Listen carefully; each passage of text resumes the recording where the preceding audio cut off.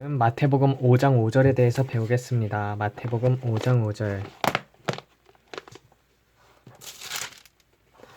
온유한 자는 복이 있나니 저희가 땅을 유업으로 받을 것이며 라고 되어 있거든요.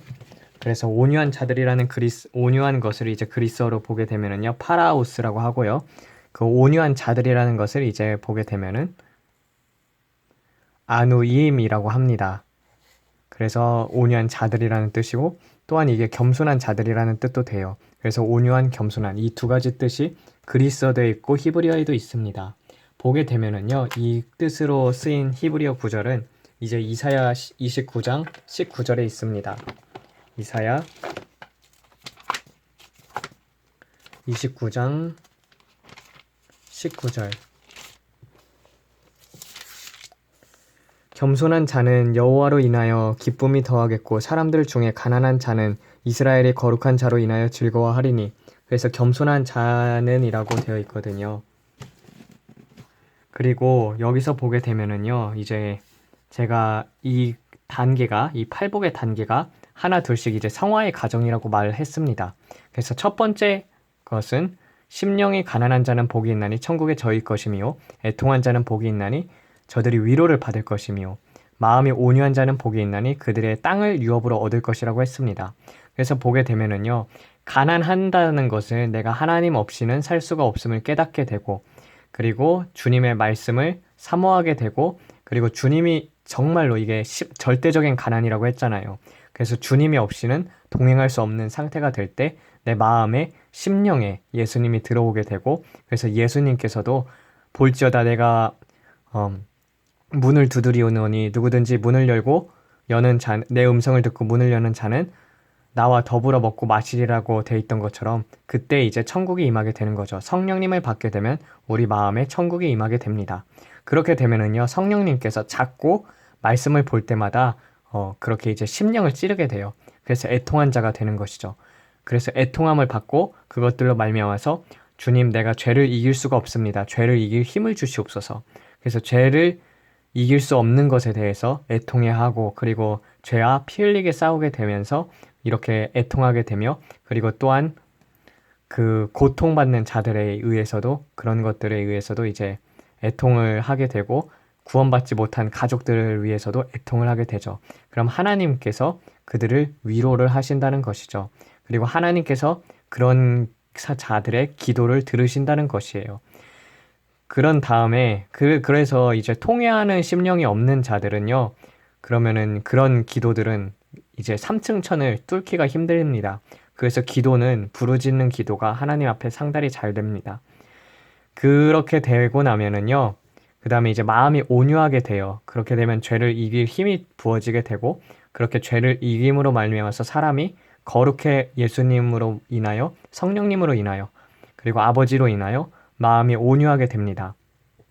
그래서 예수님께서도 수고하고 짐진 자들아 내게 와라, 내게 와서 쉼을 얻으라, 내 마음은 온유하고 겸손하니 라고 되어 있던 것처럼 마음이 온유하게 되게 되어 있어요. 그것은 이제 보게 되면은 이 천국과 이 땅의 차 개념에서 보게 되면은요, 천국이 이제 땅은 우리의 마음을 이야기하는 것을 주로 예수님께서도 비유로 드시고, 그리고 창세기 그리고 구약을 통해서도 이렇게 보여줍니다. 근데 그곳에 이제 천국이 임하게 되는 거예요. 그렇게 되면은 성령님을 받음으로 말미암아서 그래서 겸손과 온유하게 되는 것이죠. 그래서 우리 힘으로는 어떠한 성령의 열매도 맺을 수 없지만 하나님께 간구하고, 그리고 기도를 하고 말씀을 읽음으로 말미암아서 우리의 마음이 겸손과 온유해질 수 있어요. 그렇게 되면은 땅을 유업으로 얻는다고 되어 있잖아요. 그래서 우리 마음이 땅이라고 생각을 한다면은요, 그 땅이 이제 성령의 열매를 맺는 것이죠. 이거는 인간이 스스로가 맺을 수 있는 게 아니고 하나님께서 도와주셔야 합니다. 온유하다는 것은요, 고린도전서의 6장 10, 고린도전서 그리고 갈라디아서, 에베소서에 있는 그런 죄악들을 행하지 않는 것을 뜻하게 됩니다. 보게 되면은 이제 고린도전서를 가보겠습니다. 고린도전서 6장 10절입니다. 고린도전서 6장 10절. 9절부터 보겠습니다. 불의한 자들은 하나님의 나라를 유업으로 받지 못할 줄을 너희가 알지 못하느냐. 속임을 받지 말라. 음행하는 자나 우상숭배자나 간음하는 자나 여자 행세를 하는 자나 동성애 연애자나 도적이나 탐내는 자나 술 취하는 자나 후욕하는 자나 착취하는 자들은 하나님의 나라를 유업으로 받지 못하느니라 라고 되어 있어요. 그리고 갈라디아서에서도 보게 되면은 이런 것에 대해서 좀 더 정확하게 나와 있는데 보겠습니다. 갈라디아서 고갈 앱이죠. 갈라디아서 5장입니다. 갈라디아서 5장을 보게 되면은 두 가지에 대해서 또 나와 있어요. 이제 육신에 이른 현저하니 곧 간음과 음행함과 더러운 것과 호색과 우상 숭배와 술수와 증오와 불화와 투기와 분냄과 쟁투와 난동과 이단과 시기와 살인과 술참인과 방탕한 것도 그와 같은 것들이나 전에는 역시 너희가에게 경계한 것 같이 거듭 경계하노니 이런 일을 행하는 자들은 하나님의 나라를 유업으로 받지 못하느니라 라고 되어 있어요. 그래서 그러나 성령의 열매는 사랑과 희락과 화평과 오래 참음과 자비와 선함과 믿음과 온유와 절제니 이 같은 것들을 금지할 법이 없느니라 라고 나와 있었고, 그 다음에 똑같은 비슷한 말씀이 이제 에베소서 5장에 나와 있어요. 에베소서 5장을 가보겠습니다. 에베소서 5장을 가보게 되면은요, 5장 5절부터 보겠습니다. 너희도 이것을 알거니와 음행하는 자나 더러운 자나 탐내는 자 곧 우상숭배하는 자들은 다 그리스도 하나님의 나라에서 기업을 받지 못하노니 암라고 되어 있는 것처럼 그 하나님의 나라를 받지 못한다. 천국을 가게 되면은요, 천국도 성 안이 있고 성 밖이 있어요. 그래서 성 밖은 불 가운데서 받는 그 구원이라고 해야 하나? 그래가지고 이분들은 그런 것들, 세상의 마음을 빼앗기고 살았기 때문에, 그렇기 때문에 아예 상급이 없습니다. 상급 없는 분들이 꽤 많아요. 꽤 많이 있어요. 천국에 가게 되면은요. 여러분들이 성경을 보게 되면은 제가 말씀드렸다시피 갈라디아에서 나온 것들, 그리고 갈라디아서 5장에 나온 것들, 그리고 고린도전서 6장에 나온 것들, 에베소서에 나온 것들을 하지 말아야 하는데, 그것들을 함으로 말미암아서 그런 것들을 이제 하나님의 나라를 유업으로 받지 못하는 것이죠. 보게 되면은 육신에 이른 현저하니 곧 간음과, 그래요. 요새 이제 많은 사람들이 이걸로 넘어지게 되죠. 여러분, 목사가 음란해가지고 마지막까지 이제 회개를 하면은 분명히 하나님께서 회개를 받아주시겠지만, 근데 똑같은 일을 계속 저지른다. 그러면은 성 밖이에요. 그리고 이제 계속 고의적으로 저지르게 돼가지고 성령이 떠나게 된다면은요, 그 사람은 지옥에 들어가게 됩니다. 그러나 우리가 죄를 짓게 되면 성령님이 우리 안에 계시면은요, 성령님께서 계속 경고를 하셔요. 근데 우리가 계속 말을 듣지 않으면 성령이 떠나가게 되면은 구원을 잃습니다. 간음과 음행하는 사람들, 그리스도인들 중에서 상당히 많죠. 요번에 미국의 연구 결과를 보게 되면은요, 교회에 있는 청년들 중에서 75%나 포르노를 본다고 합니다. 내가 그 통계를 듣고 깜짝 놀랐었어요.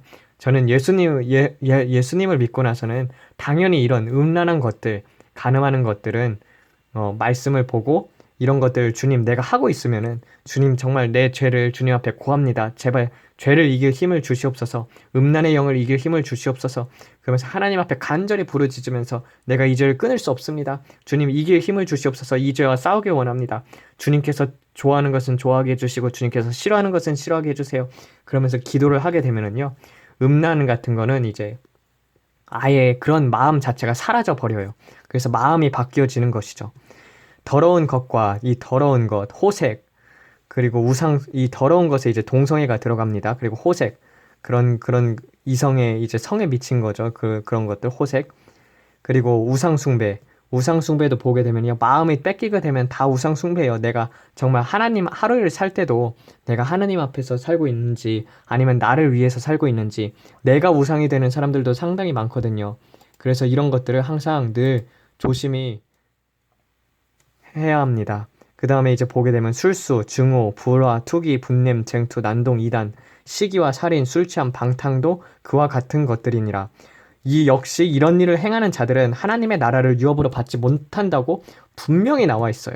그러면 이런 일을 하는 사람들은 분명히 나라를 유업으로 받지 못한다는 것은요, 마음이 온유하지 않다는 뜻이에요. 왜냐하면 하나님께서는 마음이 온유한 자는 땅을 기업으로 받을 것이라고 되어 있잖아요. 그 애통을 하게 되면은요, 죄로 인해서 애통을 하게 되면은요, 우리의 마음이 있잖아요. 예수님께서 우리 마음을 그 땅에 비유를 하셨는데 그 마음이 이제 조금씩 애통함으로 말미암아서 우리의 완악함들이 깨지게 돼요. 완악함이 깨지게 되고 돌짝밭도 깨지고 가시밭도 있으면 가시밭도 이제 치워지고 그렇게 경작을 하게 되는 것이죠.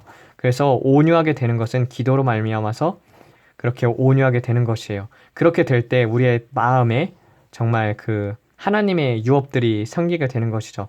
그래서 공적들이 생기는 거예요. 우리가 이런 하나님의 성령의 열매들을 마음속에서 맺게 될 때마다 그것들이 이제 하늘나라의 공적이 되게 됩니다. 그 말씀은 이제 고린도전서 3장 10절, 13절에 보게 되어 있는데요. 말씀을 보게 되면서 또 고린도전서 3장 13절